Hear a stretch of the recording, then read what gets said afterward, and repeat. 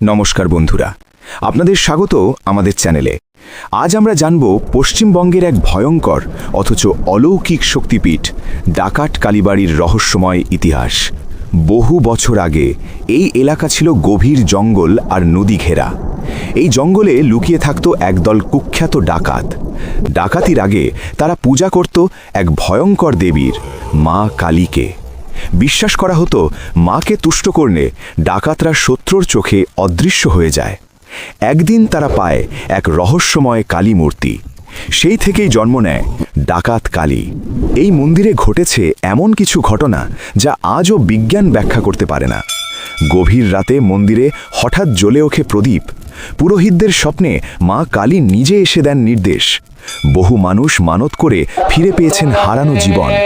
অনেকেই বলেন এখানে মা চুপ করে থাকেন না, তিনি কথা বলেন।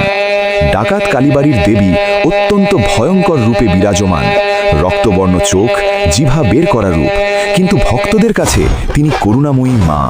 প্রতিদিন রক্তজবা ফুল, নৈবেদ্য আর বিশেষ পূজা হয় এখানে। অমাবস্যার রাতের রহস্য। অমাবস্যা ও কালীপুজোর রাতে এই মন্দিরে ঘটে সবচেয়ে বেশি অলৌকিক ঘটনা। অনেকে দাবি করেন রাতে কেউ না থাকলেও মন্দির চত্বরে উপস্থিতি টের পাওয়া যায়। কেন একে জাগ্রত বলা হয়? কারণ মা ডাক দেন, সংকেত দেন আর ভক্তদের কখনো ফিরিয়ে দেন না। এই বিশ্বাসেই ডাকাত কালীবাড়ি একটি সাধারণ মন্দির নয়, একটি জীবন্ত শক্তিপীঠ।